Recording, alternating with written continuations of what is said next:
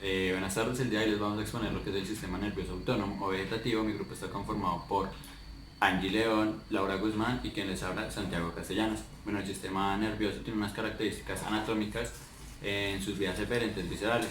Se divide en dos, lo que es el sistema nervioso somático y el sistema nervioso vegetativo.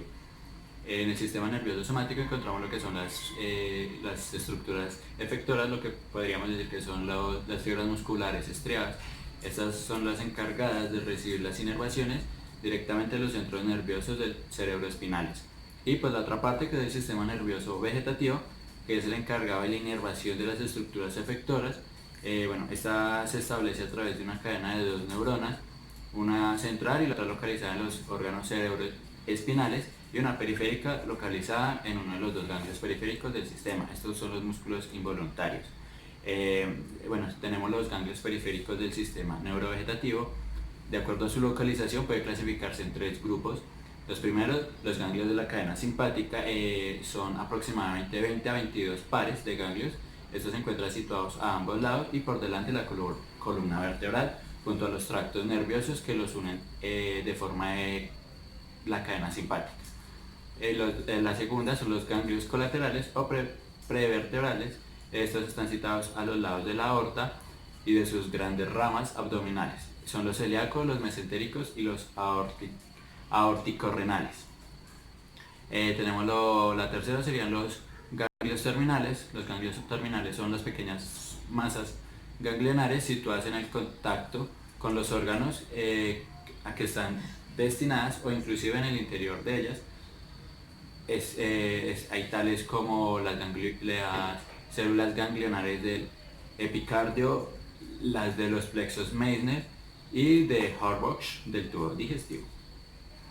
La división del sistema nervioso vegetativo se divide en dos partes: las fibras preganglionares o presinápticas se originan en las astas laterales, en los segmentos torácicos y lumbares. La segunda son las fibras preganglionares. Estas se originan en núcleos del tallo cerebral y en la región sacra de la médula espinal. Adicional a esto tenemos la división coracolumbar o simpática del sistema nervioso autónomo. Esta está formada por células de la columna intermedio-lateral de la médula espinal que se extienden entre los segmentos T1 y L2 por los ganglios de la cadena simpática y por los ganglios colaterales. Tenemos las fibras preganglionares. Estas son los axones de las células de la columna intermedio-lateral de la médula. De estas salen las raíces interiores, terminando los ganglios de la cadena simpática a través de las ramicomunicantes blancos o los ganglios colaterales, a través de los nervios explancnicos y pues también algunas células medulares de la glándula suprarrenal. Les voy a explicar un poco esto. Entonces los ramicomunicantes blancos son los axones de las células de la columna intermedio-laterales, salen con las raíces anteriores formando parte de la primera porción del nervio raquídeo hasta que este se aproxima a la cadena simpática, en donde las fibras se desprenden del nervio y se unen a la cadena para terminar haciendo sinapsis con las neuronas de los ganglios simpáticos. Adicional a esto tenemos los nervios expláncnicos. Son fibras preganglionares originadas entre los segmentos de T6 y T9. Estos pasan a través de la cadena simpática y, sin detenerse en sus ganglios, salen de ella nuevamente para constituir el nervio expláncnico mayor y terminar haciendo sinapsis con las neuronas del ganglio celíaco y las células medulares. Tenemos las fibras postganglionares de los ganglios de la cadena simpática. Estos son axones de las células de los ganglios simpáticos. Son las fibras postganglionares o postsinápticas, que terminan sobre estructuras ganglionares o fibras musculares involuntarias. Existen varias. Muchos científicos las asocian con los nervios periféricos del sistema cerebroespinal, a través de los ramicomunicantes grises, que son los tractos nerviosos que pasan de la cadena simpática a los nervios raquídeos cuando están cruzados por encima de ellos. Las otras los asocian con los vasos y forman en su advertencia plexos intrincados que se subdividen con las ramas de aquellos para llegar a los efectores periféricos.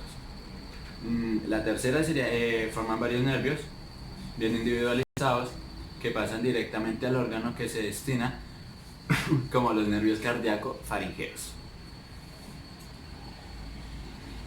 Bueno, tenemos la distribución del sistema simpático con los vasos intracraneales. Son fibras presinápticas para la inervación de los vasos intracraneales que se originan en los segmentos T1 y T4.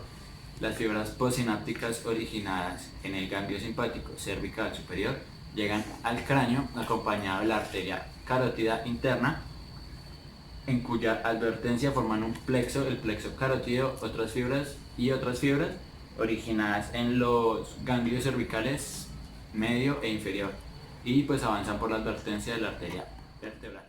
Las fibras sinápticas del ojo forman parte del plexo carotídeo y luego acompañan la arteria oftálmica, de la cual se separa como nervios ciliares cortos para entrar al globo ocular, donde su destino es alcanzar el iris y dar inervación a las fibras dilatadoras de la pupila. Luego serían las fosas nasales, donde ciertas fibras del plexo carotideo se desplazan a la carótida en el interior del canal carotideo del temporal para unirse luego al nervio petroso superficial mayor y como nervio vidiano llegar a las fosas nasales y senos parasales. Allí están también las glándulas salivales. Estas son fibras postsinápticas para las glándulas salivales parótida, submaxilar y sublingual, que llegan a su destino a través de la red de vasos arteriales, como a continuación del plexo de la carótida externa. Allí está la laringe, la faringe, el esófago y la tráquea. Del ganglio cervical superior de las ramas para la laringe y la faringe, que estos se distribuyen sobre todos sus vasos, y glándulas también de los 3 ganglios cervicales, donde de estas salen las fibras que se distribuyen en porción cervical de la tráquea y del esófago. En los nervios cardíacos de los 3 ganglios cervicales se originan nervios cardíacos que, junto con los originados de los 4 o 5 de los primeros ganglios torácicos y de los nervios propios del neumogástrico, forman el plexo cardíaco en la superficie de la aurícula derecha, y en la cavidad la del arco aórtico. Luego sigue el plexo pulmonar, donde están 4 o 5 de los ganglios torácicos que originan fibras postsinápticas que se distribuyen a lo largo del árbol bronquial. En esta su función principal es dilatar los bronquios. Allí está también el miembro superior. Para los nervios simpáticos, para el miembro superior se distribuyen en todos sus vasos y en las glándulas sudoríparas, y en sus principales alteraciones se reflejan como alteraciones vasomotoras, que pueden incluso producir lesiones tróficas graves en los extremos distales a los miembros. Allí también está el nervio esplácnico mayor, que está formado por fibras presinápticas originadas en la columna intermedio-lateral desde el T5 y hasta el T9. Las fibras de cada segmento pasan del nervio intercostal a la cadena simpática por el ramo comunicante blanco y se desprenden para formar un nervio descendente sobre la porción ventrolateral de la columna. Está el nervio esplácnico menor, que en esta se originan los segmentos medulares T10 y T11. En el nervio esplácnico inferior puede originarse neuronas del último segmento de la médula dorsal, donde están sus fibras luego de pasar por la cadena simpática, que atraviesan el diafragma y el ganglio aórtico-renal. También está el nervio presacro, plexo hipogástrico, las fibras presinápticas del L1 y L2 de los últimos segmentos torácicos, y allí descienden por la cadena simpática para hacer sinapsis con los ganglios lumbares y sacros. En la distribución del plexo hipogástrico está el riñón y el uréter.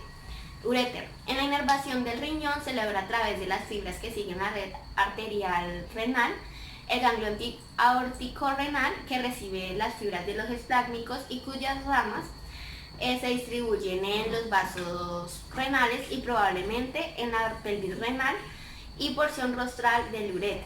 Este también recibe en su porción caudal inervación del plexo hipogástrico. En la vejiga y en la uretra, ambas reciben inervación del plexo hipogástrico. Su función ahí la función del simpático en el acto de la micción no es de mucha importancia, ya que se ha observado experimentalmente la conclusión del orificio uretral como resultado del estímulo simpático. En el testículo, sus vasos reciben inervación a través de la fibra que acompaña la arteria espermática. En el cordón espermático, conducto, eyaculador, vesículas seminales y próstata, las vías genitales masculinas en la función simpática, las células presinápticas de esta inervación están en los segmentos L1 y L2 y las neuronas postsinápticas en los ganglios mescétrico inferior y en lumbares y sacros. En el ovario, trompa y útero, el ovario recibe la inervación simpática del plexo aórtico a través de la arteria ovárica y el útero y la trompa del plexo hipogástrico a través de las arterias uterinas, y pues allí la inervación de estos órganos es predominantemente vascular. También se encuentran los miembros inferiores. La inervación de los nervios inferiores simpática se hace a través de dos vías, la nerviosa y la vascular. En la nerviosa se establece por las conexiones que envían los ganglios lumbares y sacros a los nervios del plexo lumbar y sacro. Y la vascular por el plexo, que forman ramas de estos mismos ganglios en la adventicia de la arteria ilíaca y pues sus ramas.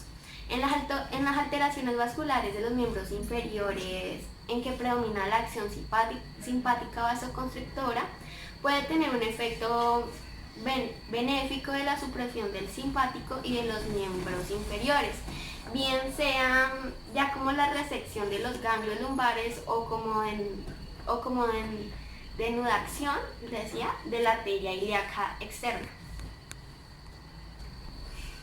Bueno, también están las fibras aferentes del simpático, que es por los nervios simpáticos donde circulan junto con las fibras eferentes sinápticas, fibras eferentes conductoras de la sensibilidad visceral. Lo mismo que en el sistema somático, las células nerviosas del neurovegetativo se encuentran en el ganglio espinal y su prolongación periférica pasa junto con la raíz posterior del nervio raquídeo y de esta la cadena simpática a través de los ramicomunicantes blancos. También allí pues sigue la división cráneo-sacra del sistema nervioso autónomo. Esta está localizada en dos regiones, una craneal representada por los núcleos por el núcleo lacrimal, los núcleos salivatorios superior e inferior y el núcleo motor dorsal del vago, y una porción sacra formada por las neuronas presinápticas de los segmentos S2, S3 y S4. En la división craneal del parasimpático están las vías eferentes del núcleo de Edinger. Las fibras de las células de este ganglio salen con las del tercer par para terminar el ganglio ciliar. De ahí salen fibras postganglionares que pasan en el globo ocular, formando parte de los nervios ciliares cortos y terminan en el músculo ciliar y el constructor de la pupila. En el núcleo salivatorio superior, situado en la formación reticular pontobular, sus fibras salen con el intermediario de Grisberg y pasan luego a la cuerda del tímpano y al nervio lingual para terminar en el ganglio submaxilar. En el núcleo lacrimal tiene casi la misma localización que el núcleo salivatorio superior.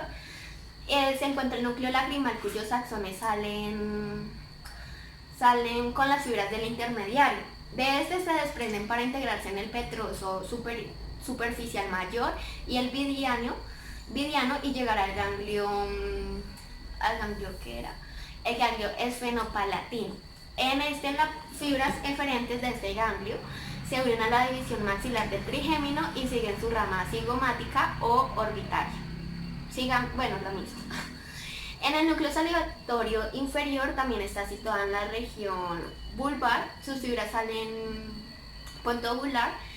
sus fibras salen con las del glosofaringeo o se desprenden de él en el nervio timpánico, atraviesan el plexo timpánico y sale el temporal como el nervio petroso superficial menor que termina en el ganglio óptico y cuyas fibras postganglionares llegan a la parótida a través del nervio auriculotemporal de la rama del quinto par.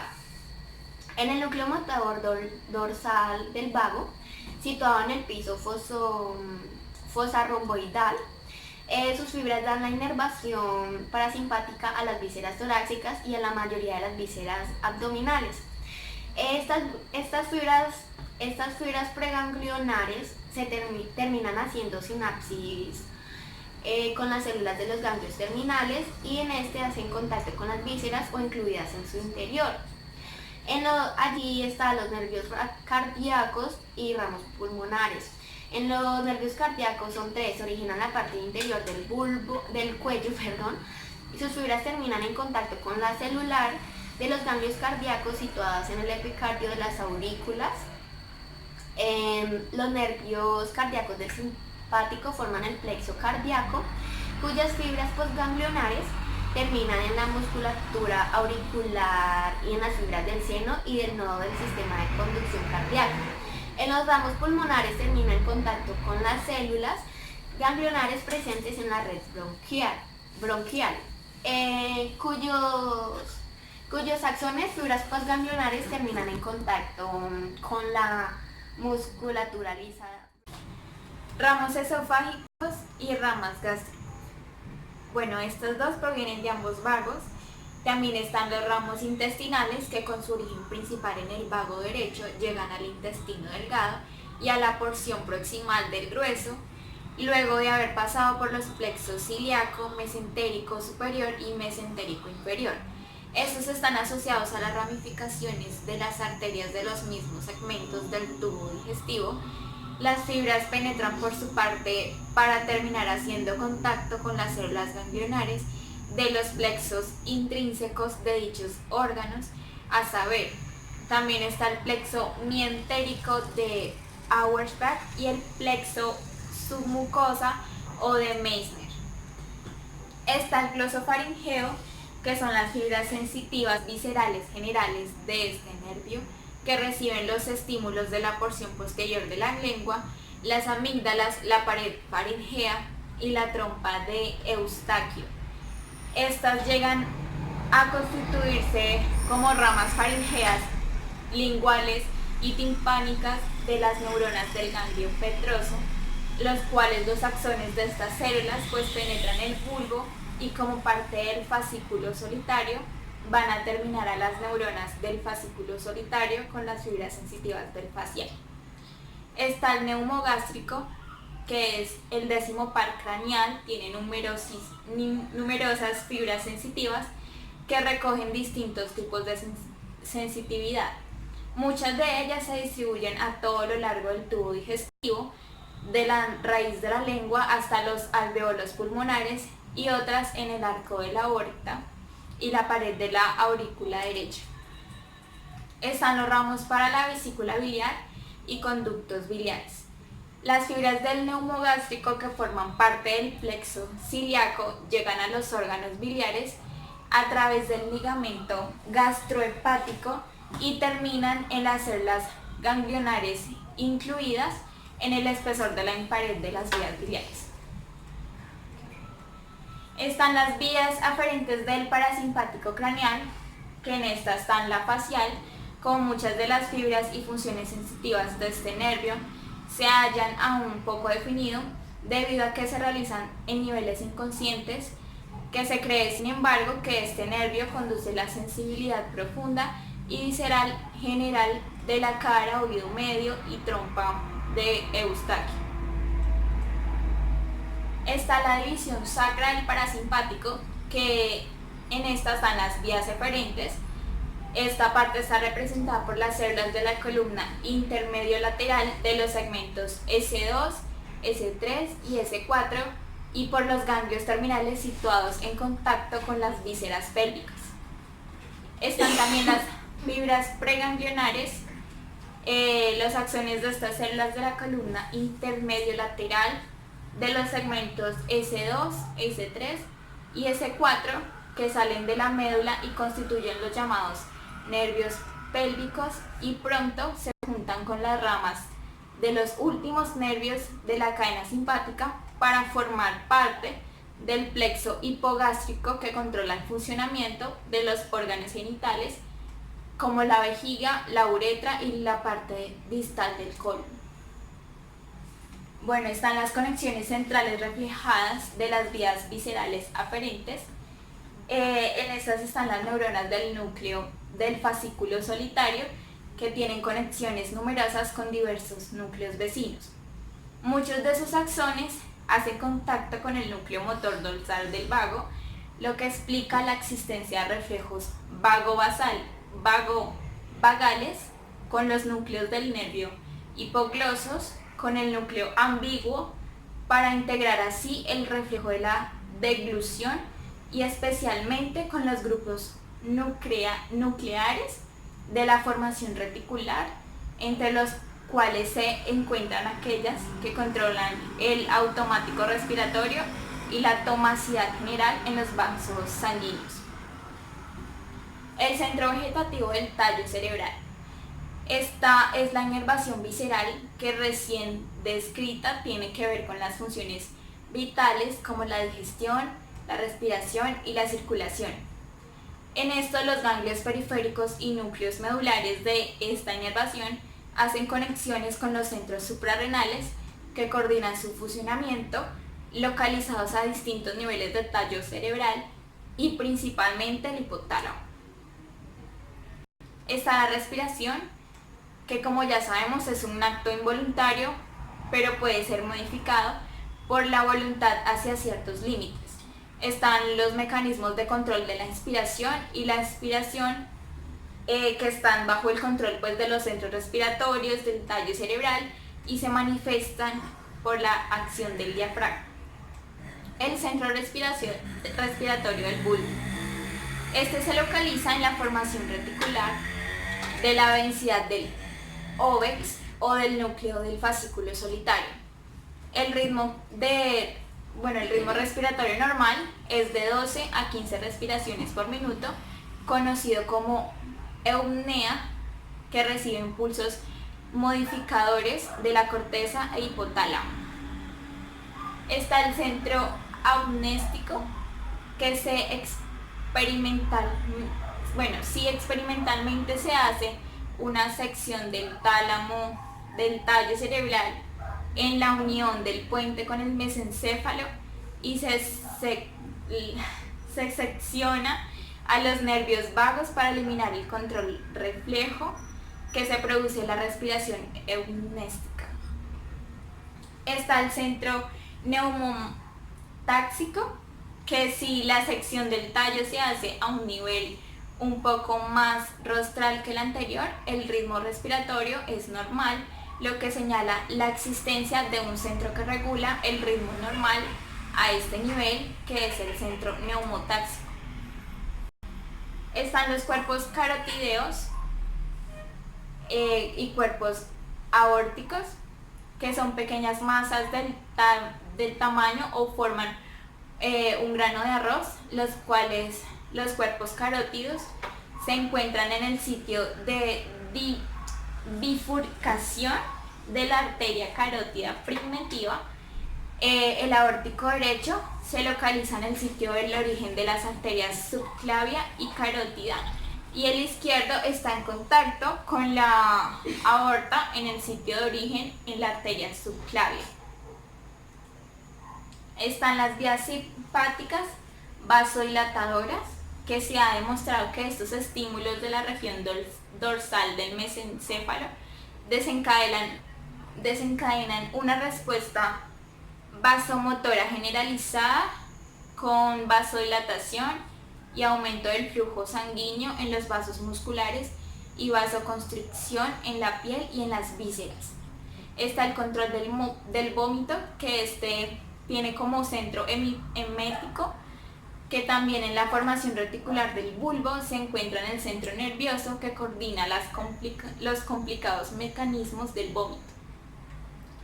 Están las vías aferentes del reflejo.